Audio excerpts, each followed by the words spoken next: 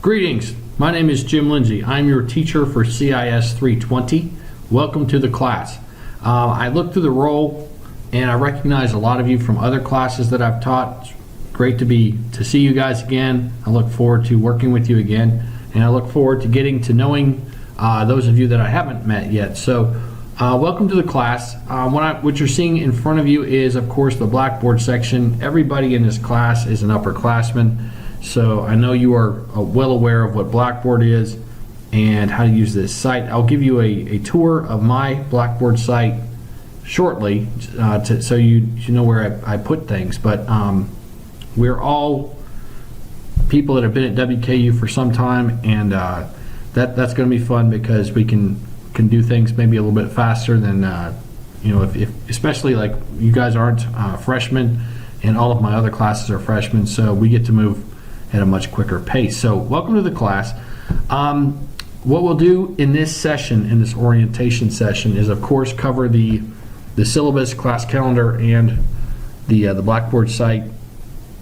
And after it, you should be pretty well acquainted with what I expect of you and know what to do for the first few weeks of the course. You'll see as you look at the calendar, I break the class into multi-week chunks, and I call those modules. And this first module is named penny, like the coin that you see right there, and then the next one is nickel, the next one dime, quarter, and so on. And so you'll definitely be well acquainted with what I expect you to do for this penny module as we go forward. So let's get started. This is the announcement page of Blackboard, of course, and when you come to my site, you're always going to land here. And on this page, I will put reminders about upcoming deadlines, any sort of news I need to share with you. I'll put it here. And so this is the announcement page. The instructor info page has all the ways that you can reach me. This is an online class, and as such, we never meet face to face. And I know you guys signed up for a Monday, Wednesday class. With COVID and everything going on, I felt it was just a wiser choice for us to go ahead and move this online. I think we're going to end up online anyway. I'm really sorry, especially seniors, the way that this has shaken out for you guys. COVID is just a mess, and last spring was crazy. I think that we're going to have the same thing going on this semester, and so as such, I basically thought, hey, well, let's just go ahead and move it online, and we'll have a lot more continuity, a lot less interruptions, and that's why I chose to do it this way. You can call me. That's my phone number. That's my cell phone, and you also can connect with me through Zoom. And I have virtual office hours. You'll see the days and times listed here. So I'll have Zoom open on those days and times, and you're welcome to connect with me that way as well. The quickest way and the easiest way to get a question answered is just to call me. So please don't be hesitant to do that. I wouldn't give you my number if I didn't want you to call me. And so there's my number. So please reach out and let me know if you have questions. You also have my email address. If it's something lengthy and you email me a question about it, I may say, hey, call me, because I don't want to type for half an hour if I can just talk to you on the phone and have it done in 2 minutes. So there's my phone number, there's a Zoom link, and then there's my email address. So please reach out if you need something. Syllabus and class calendar, they are available right here on this page of the site. We'll look at the syllabus and the class calendar in just a bit. The Zoom groups, I'm going to put you into small groups for Zoom meetings, and I'm not going to set that up until we get to the second week. We still have people adding the class. There's always some churn, and so we haven't even reached the cap yet, and I think we will. And so just keep an eye on this. Once we get to week 2, I'll put you into very small groups, and then when we Zoom, we'll have a small enough group. I'm hoping like 4 or 5 people max. We'll be able to get to know each other and actually have conversation. And so you won't Zoom with me very much. The total number of Zoom meetings I want to have with you is 5. And so think about, throughout a semester, that's about 1 every 3 weeks, right? And the Zoom times will be during the day and time originally scheduled for the class, so Monday or Wednesday at 1:50. So we'll set those up. I'll let you know well in advance of when I want you to Zoom with me, but this information will come to you most likely the beginning of next week, week 2, so we can get through this whole drop add period and make sure we have a stable roster.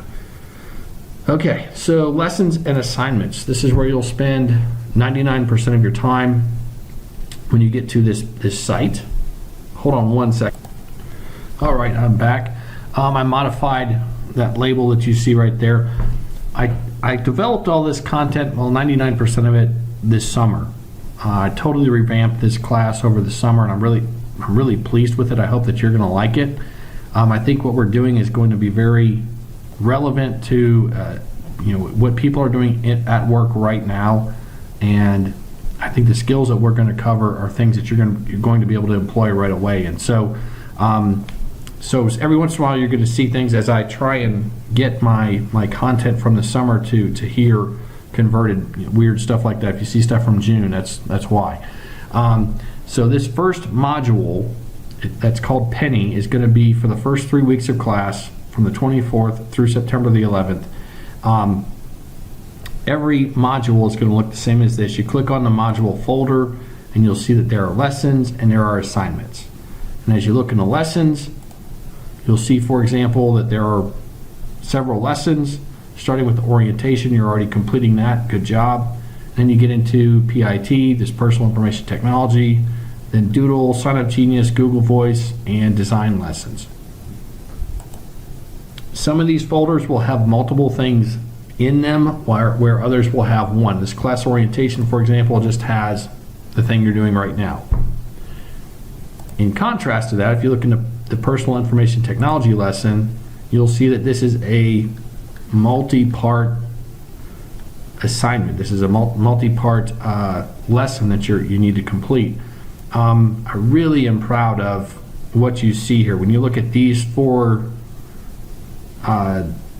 videos that you need to watch, these are all interviews that I conducted with graduates, and the purpose of the interviews was basically to find out what people, some recent graduates, people as recently graduating as last year, through people that graduated 10 years ago from WKU. Now, there's one exception. There's one guy who went to Center College that I know that is a software developer that is in that mix, but everybody else is a WKU grad from the last 10 years. And talking to them about what they do, and there's a huge variety in the disciplines that they work in. People from computer programming to the finance field, to the accounting field, to the teaching field, to the exercise science field, to marketing. So I think you're going to find people that do something sort of like what you might be going into, and asking them, okay, what kind of technology are you using? What is the must-have stuff that you have at your job? How did you learn it? What did we not teach you that we should have taught you at WKU? Those sorts of questions. And so what you're seeing in these videos, these are compilations of those interviews. And I really am proud of them. I hope that you're going to enjoy those a lot, because you're hearing from people basically, when you go to a job interview and that people say, what do you want to do in 2 years, or what do you want to do in 5 years? That's who these people are. They are you in 2, 4, 5 years. And so it kind of gives you an idea of stuff that maybe you should be paying attention to in school, so you can basically come out and be savvy with the technologies that you're going to need to know. And so that's what this is all about, this whole personal information technology collection of lessons. And so you get on down here, there's some specific ones: Doodle, Sign Up Genius, Google Voice. These are all really simple, great examples of personal information technologies that you will employ. You're going to employ Doodle a number of times in this class so that you can coordinate stuff with me. And then with Sign Up Genius and Google Voice, I don't have you use those in the class, but they're also really great examples of personal information technologies. So I show those to you, show you how to use those, And then right down here you'll see there's a collection of design lessons, and this comes the material for this comes from chapters 1 through 5 of your design textbook. When we look at the syllabus in a little bit, you'll see details about that book. But that's the first module, and so that's the first 3 weeks of work that we will complete. You don't have to do it all in one day or 1 week. I don't think you could. This is stuff that you will need to start chipping away at, and what I would recommend to you is basically get your day timer, your calendar, and just structure in time to work on this stuff, and then just work your way from the top to the bottom. And so these are the lessons for the first 3 weeks of class. When you look at the assignments, you go to the module Penny, you'll see there's also a folder for the Penny assignments. There's only one. You look at it and it's a opportunity for you to basically reflect on the stuff that I've taught you. Do this after you've done the lessons. And what you see, this is a reflection paper. The due date for this is the end of the period of time, the end of this module. It's 3 p.m. Central Time on Friday, September the 11th.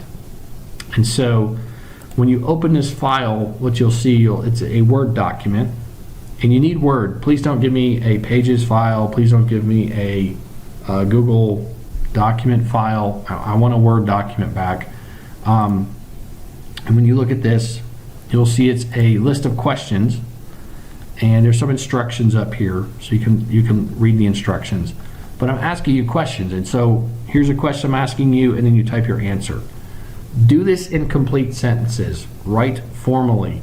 Do this through, pretend like you're writing a term paper or a research paper. Don't do this like you're writing a text. Again, I'm not looking for bulleted lists here. I'm looking for full, complete thoughts. And so as you look at this, it's a number of questions, as it should be. This is like, I'm asking you to answer questions for me based on 3 weeks worth of content. So this needs to be significant. So that's what I'm looking for. And so that's the first 3 weeks worth of teaching content, and this is your first assignment, which covers that. If you have questions about that, you know how to reach me to ask me about it. But that's what I'm looking for in this Penny module. And again, you get that from the lessons and assignment page of the Blackboard site. Now there's also the traditional tools page where you can see things like your grades, etc. You guys have used Blackboard for quite some time. There are 2 links here. This just goes to the Information Technology Services desk. This is an online class, and as such you may have technology problems or woes. And so this is a way to reach out to IT to get some help.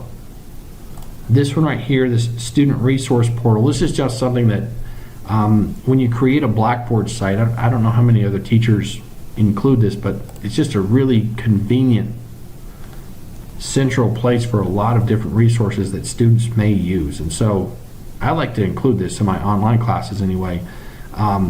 So if you're looking for help with any of those sorts of things, this is a way to get that maybe. And so that comes from the student resource portal. Finally, this page down here, the optional software, excuse me, I'm not used to talking for very long.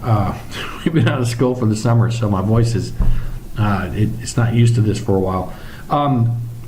This optional software download page, you don't need to use this at all unless you want to. But if you would like to use this, what you see is there is a link to the Microsoft Azure development page. And so through your technology fees at the university, not for this class, but for the university, you get access to this. And if you open this up and look at it, it's basically a huge laundry list of Microsoft software. Things like Exchange Server, Access, just all the server platforms, the Windows platforms, and so on and so on and so on. Visio, project, and it just goes on and on. And it's the full working version. If you have a Mac, a lot of this stuff won't work. But if you have a Windows machine, this stuff is the full working version. But you're paying for access to this, and so if you would like it, I'd like to give you the link to it. Now, do you need it for this class? No. You can complete this class with a Windows machine, a Apple machine, a Linux machine, a Chromebook. Any of those types of computers is fine for this class, and you don't have to have this software. But if you would like it, you can get it. And so that's what you see right there. Now, what you download from this site is something called an ISO file. And so I include a link to a article which basically explains what ISO files are and how to install those with your computer. And so this is just a optional page which some people will choose to take advantage of, but you don't have to.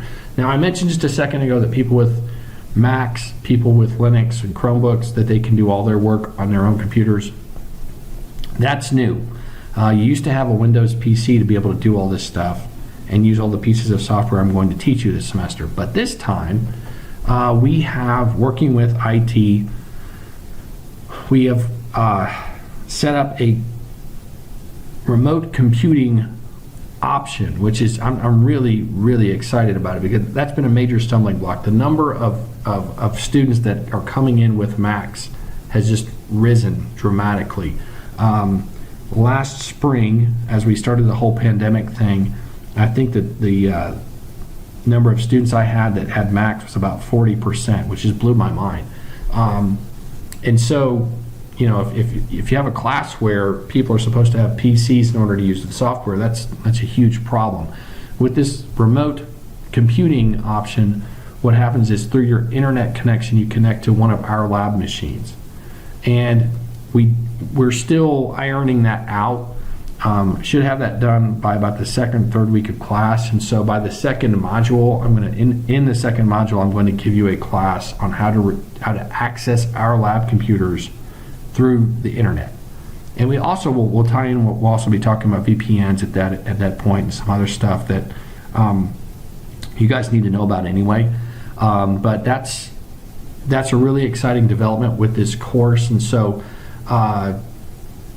More to come on that in the second module, but if you have especially a Windows PC and you'd like some of the software, feel free to download it, and there are the links to do so. So let's jump over to the syllabus and the class calendar, and we'll cover some more.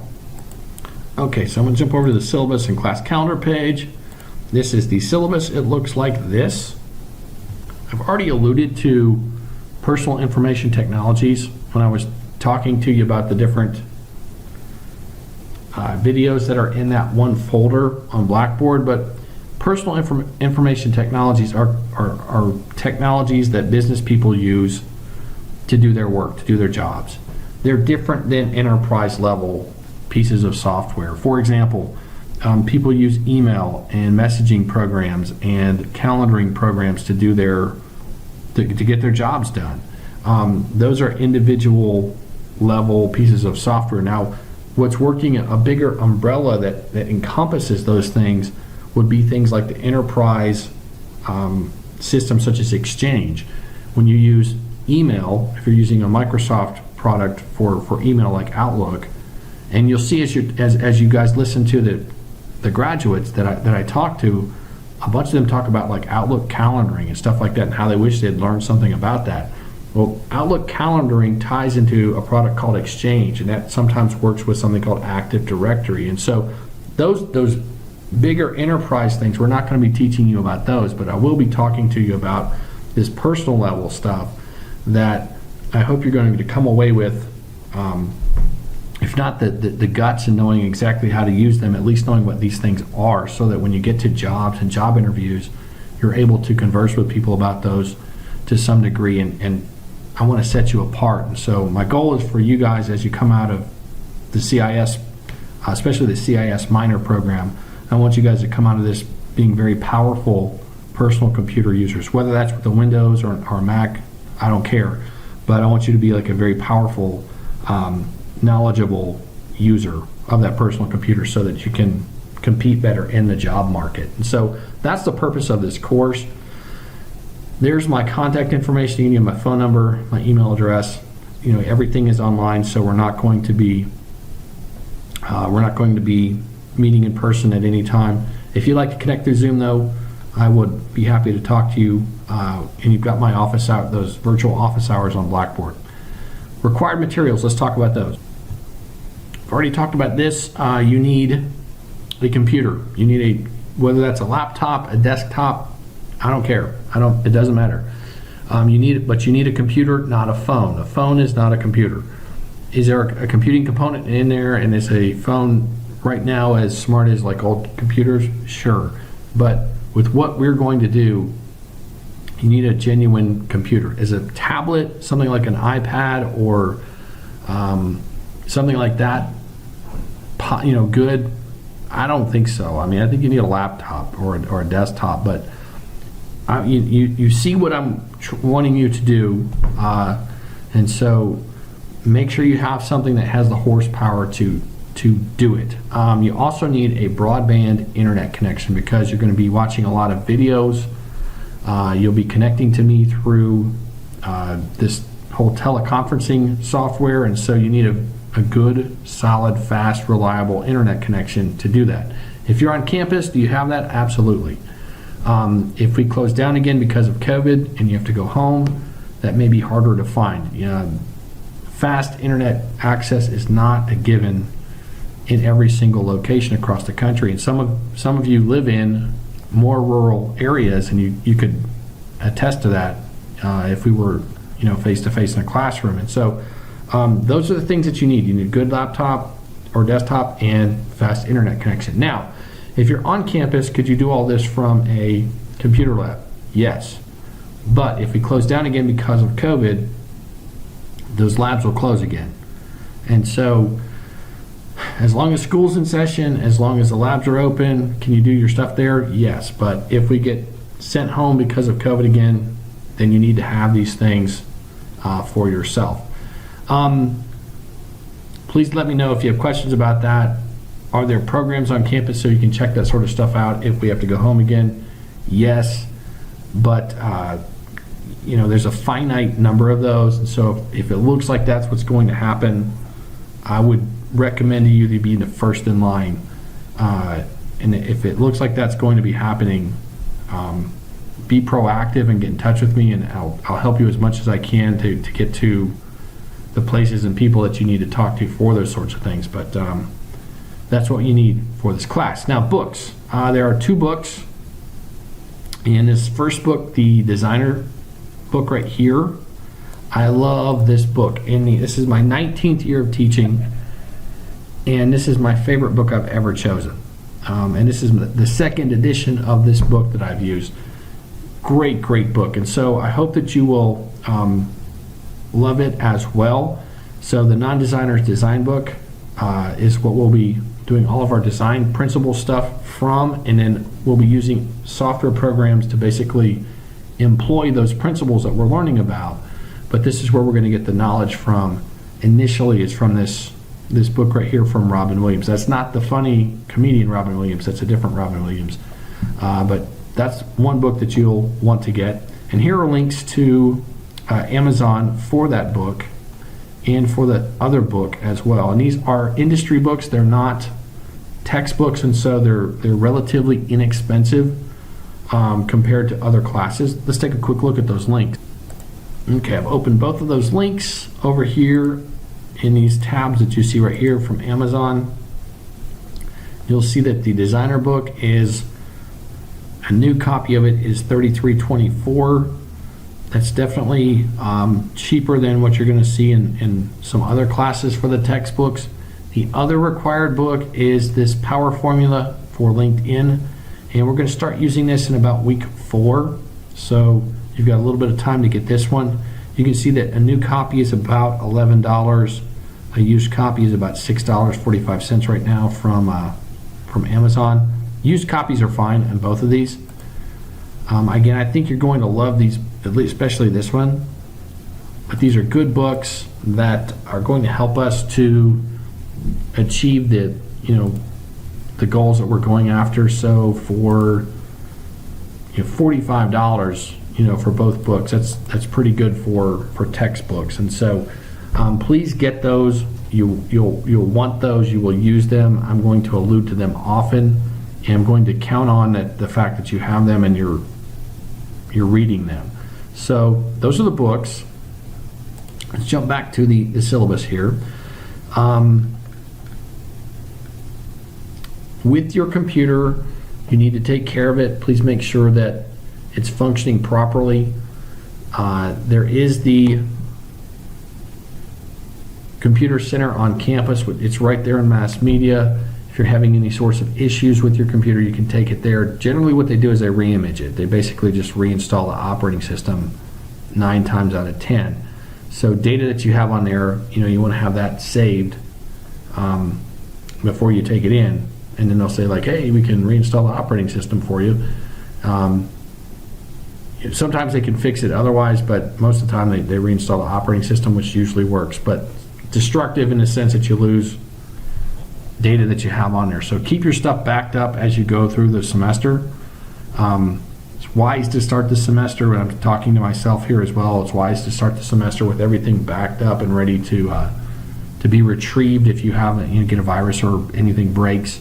Then you can just reach back to that copy that you made, that backup that you made, and whether that's on like a USB thumb drive or a USB hard drive or stored somewhere in the cloud for you, those are things you want to be doing on a regular basis. So take care of your computer. If it breaks down and you're having trouble and you want to reach out to me, I'd be glad to direct you to that place on campus, which basically can assist with those sorts of things. Again, we meet online, so we're never going to be face-to-face. There are going to be 5 Zoom meetings total that we talk to one another through Zoom. I'm going to set up 3 of those, and you set up 2 of those. And that's one of the things I want you to learn. One of the things I learned through my interviews with the graduates is basically how integral teleconferencing has become. It's because of COVID-19. I mean, it's everybody works from home. And, think back to March and April and June of this last year. I mean, nobody was going to work, and what a bunch of people found out was like, you don't have to go to work, and if you don't have to go to work, sometimes it's nice to not have to do that. And then 2, it's cheaper for companies sometimes. They can have fewer offices and office space that they maintain, and as a result of that, they can still have employees, but have them working from somewhere else. And so I want you to know how to set up Zoom sessions and administer Zoom sessions, and that's what you do with me. You will set up a couple of those, and then you start the meetings. You're going to send me a link, and I'm going to click on the link that you send me, and boom, it's got to open up, and you got to be there. And then I'm going to have you show me stuff on your computer, basically through the whole screen sharing. I want you to then share your screen with me and show me homework projects that you've been working on. And so we'll do that a couple of different times.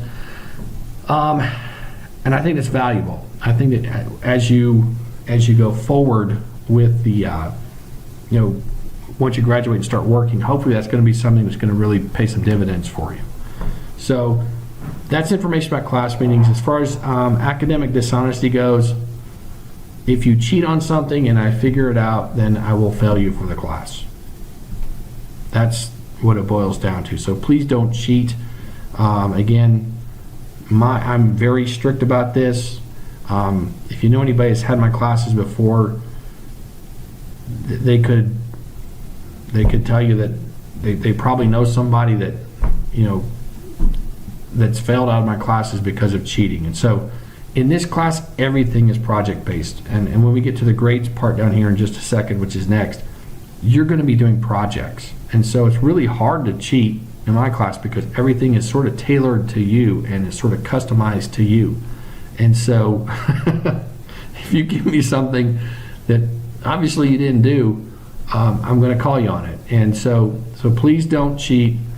There's nothing in this class that is so valuable that if you just get something, you don't get something done, just take your lumps and take some zeros on it, because there's nothing there that's going to that would make you fail the class. You may not get the grade that you want, but it certainly would. It's much better than not failing, and so it's certainly better than failing. And so that's my notes about cheating. Please, contact me if you have questions about that. So let's look at what we're going to be doing on a regular basis. I will ask you to read. Every module includes reading, so you need to be, that's just a necessary skill. You need to be a good reader. I don't care what job you go into. Nobody can tell you everything you have to do for your job. And so you need to be able to get something, whether that's on a web page, whether it's in a book, whatever format it's in, you need to be able to read that, understand it, and then apply that and execute it yourself. And those are things that we're going to be doing. So you'll be reading. There will be tutorials and lectures that, just like this one, that you will watch. And then there's going to be lots and lots and lots of projects. This is a hands-on class, and so that's one reason I love it. It's you don't take tests in this class; you do projects, and there's no final exam. That's another great thing about it. It's like, woohoo! When it gets to finals week, guess what? We're done, because everything you've been doing through the semester is your work for this class, and so. These are the things you'll be working on. This is the breakdown of components where the grade comes from. You'll see that a number of different categories of projects, but they're all projects, and there are the percentages right there. I sent out an email before classes started, I don't know, a week and a half, 2 weeks ago, and I had a higher percentage up here, and I may not have included drawing projects yet. So this has changed slightly. So if you were in the class, enrolled in the class a couple of weeks ago and got an email from me, you'll see a slight difference in the syllabus now. This PIT portion has gone to 10%, and this drawing project part is up at 15%. And so that's the breakdown of project's value, and you'll see that they have multiple parts. And so in the penny module, you may do one part of that. In the dime module, you may finish that, and so on. Just look at the calendar to see where these parts, how you'll be attacking each of these different projects. These are the drop dates for no grade at all, and then with a grade of W. You'll see that we use a standard grading scale in this class, basically what you see listed right there. And so, based on your scores for these things up here, if your total class score was 94%, then you would have an A. If it was 89%, it would be a B, and so on. So there's the grading scale. And then lastly, with activities and grading, as you come down here, it talks about, there's a time frame. Once I post grades in here, you basically get a week to ask questions about that. I think I have 120 students right now. That's probably gonna get higher over the next week. And you're going to be doing many projects. And so as I'm grading stuff, that's a lot to keep track of. And so that's why we've got this 7-day rule here, asking about grades, because if I put it in there, you should get a notification through Blackboard, hey, Mr. Lindsay puts a grade in your grade book. Please take a look at it. One, I could have messed up. If I messed up on your grade, let me know, because again, I've got 120 people I'm keeping track of. Maybe I put the wrong grade in there. If it looks weird, you should be asking questions, right? So one, maybe I made a mistake, but two, if you don't, 3 weeks later you ask me a question about it, even if I've kept detailed notes, which I do, I may not remember the context in which I put that grade in there. And so that's why I have this 7-day rule right here. So ask questions about your grades. You should do that. That's something just as a student, you should be asking questions, and do that in a timely manner. There's no nudging of grades, once we get to like the end of the semester, especially, that would be something somebody would ask about. So no, there's no curving, bumping of grades. And then lastly, the work that you guys will be doing, much of it is subjective. And what that means is, to a certain degree, there's some judgment based by me on your work. And so, it's not a math problem. I don't say like, hey, what's this plus this plus this divided by so-and-so. And in that case, there's a right answer. With what you guys are going to be working on, much of this stuff is subjective. And so here are criteria of what that I use as I grade your work. And so if you're getting an A, it means that something is pretty much, that's exactly what I was looking for. I could use this as an example to people in the community. When I go out and talk to business leaders about what we do at WKU and the classes we're teaching, say, hey, take a look at this really perfect example I got from student X or student Y. That's what we're talking about with an A. If it's adequate, it's a C. And so here again is a list of criteria that you can read. And I keep this in mind as I grade. And so take a look at those things. Let me know what sorts of questions you have. But especially when we're talking about subjective sort of stuff, people sometimes have questions. And so this is some information for you about how I grade. Okay, so much of the rest of this is just administrative stuff. You need to check your email. I'm going to send you email through Blackboard. However, you need to be checking your topper.wku.edu mail, because that's where Blackboard typically sends it. Now, if you log into webmail, WKU webmail, and you tell it to forward somewhere else, okay. But if I send you email through Blackboard, I'm going to assume that you got it. And so make sure that you're checking that email, because I'm going to assume that you received it. We use the Blackboard website pretty much for everything. That's how you get information from me. That's how you submit your completed work and all of those other tasks that we're going to complete. If you have questions about Blackboard, please call me. I'd be glad to assist you any way that I can.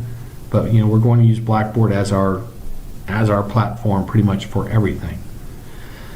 So you look at this item right here. It says at the bottom of page 4 of the syllabus, military student services. If you are a veteran, or if you are a family member of a veteran, a active duty person, there are some really great benefits that you have earned through your service. Thank you for doing that for the nation. And you'll see some of the things available. They have textbooks for troops, as well as some tuition assistance things right down here. And so check this place out. It's in Gary Ransdell Hall. That is the building over on Normal, kind of across the street and over from Mass Media or Jody Richards Hall. And it's a really neat place, and they offer some pretty great benefits for people that again are serving, have served, or are family members of those people. So please take advantage of that. If anybody has a SARC, Student Accessibility Resource Center accommodation form, I need that ASAP. So please get those to me as quickly as possible. And the way that you would do that is you probably were given a digital version of that. Please email that to me or take a picture of it and send it to me through email.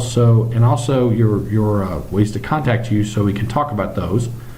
So anybody with any SARC accommodation letters, please get those to me, as well as a way to reach you so we can talk about that. This item right here, the Title IX and discrimination harassment statement, you should see this and also this counseling and testing center statement. You should see this in all of your syllabi. If you experience sexual harassment, please let somebody know. That is not okay. The university has made very positive steps in dealing with this in the last several years, and so this gives you information about the process. If you come to me and you can talk to your teachers. If you contact a teacher and say, hey, I experienced this. One of the things you need to know is teachers are part of something called the responsible employee chain. And basically, if you come to us, we must, by law, go and tell our superiors and basically help get this resolved. And so if you're in a boat where you would like help, but you would like to do it confidentially, the route that you would take would be to talk to somebody at the Counseling and Testing Center. And that information is right here. Now, the Counseling and Testing Center also helps with things like just anxiety. And with all of this stuff going on with COVID and isolation and everything else that's been going on for the last 6 months, that might be something that you're interested in talking to somebody about anyway. And so this Counseling and Testing Center, this is on campus. Dr. Carl Lavis is one of the guys over there. Carl's cool. And there are other people over there too. But take advantage of these services if you need them, please. And let us know at the university if there's something that we can do to assist you. In that same vein, there's also a food pantry. The economy is kind of tanked, and if you're from a situation where you're doing just fine, that's great. Not everybody is, and some people are basically in a spot where they maybe have to choose between paying their tuition or buying food. That's tough. If you've ever been hungry, think about, like, if somebody, like, I'm trying to teach you about design principles, about contrast and repetition and alignment and proximity, but if you're hungry, you don't care. You're hungry, right? And so this is something that this food pantry is a service on campus. You got a link to it right here. You can go there. It's on campus. I think at this point you have to set appointments just because of COVID, but you can get the information from this link right here. And no questions asked. They basically can help you get food. And at that point, when you're not hungry, then you can start. You'll start to care about things like contrast, repetition, alignment, and proximity. But it's just things are hard right now. And so this is. And one thing I love about this whole initiative, this was started by SGA. So it's not like some faculty member said, "Hey, let's get a food pantry." I mean, this is something students thought about for students, and so. If you need that, it's take advantage of that. That's something that's there for you. Okay, and finally, I think of this last down here is just, I have a link to the Healthy on the Hill. This is an online class, and so we're not having to mess with masks. We're not having to mess with socially distancing from one another, which I'm grateful for. That's just, it's hard. If you wear glasses and you have the mask on, and then you're trying to be in a classroom and you're trying, it's just, it's not ideal, right? And so if you're dealing with that with your other classes, this Healthy on the Hill link right here, I'm going to go ahead and open it up. This is the web page from the university, which basically talks about everything COVID related. If you're not feeling well, what are you supposed to do? How do you go and get tested? How do you self-isolate, and so on. And so all these messages from our leadership, from President Caboni on down, that's where you find this information basically at this Healthy on the Hill web page. And so please make yourself familiar with what's there. If all of your classes are online and you're doing everything from home, maybe you don't have to worry about that, but I think most of you are doing something in person on the Hill. And so if that's the case, that's something that will definitely come in handy. Make sure you're wearing a mask when you go to campus. I don't think you're going to be able to go anywhere or do anything on campus without a mask. If you're in Grice Hall and you're looking for a place where you could work or study or Zoom or do whatever, here are a number of different rooms. You'll see there's about a half dozen different rooms in Grice Hall that have been dedicated to that for students. You'll see the capacity is listed right there, as well as the hours and days. that they're open. But we've got really good Wi-Fi on campus, and I think they're going to set up parking lots over by South Campus and at Main Campus, and so I know they did that in the spring. But if you are in a situation where you need good Wi-Fi, and you can drive and just park next to the building, and boom, you're close enough that you can get that good Wi-Fi as well. So here's information about where you can study within, and these are, you don't have to be quiet like the library. You can actually talk in these rooms. Bring earphones so that other people don't have to hear what you're hearing, but you can't talk. And so if you wanted to do Zoom sessions for this class, for example, these are locations where you could do such a thing.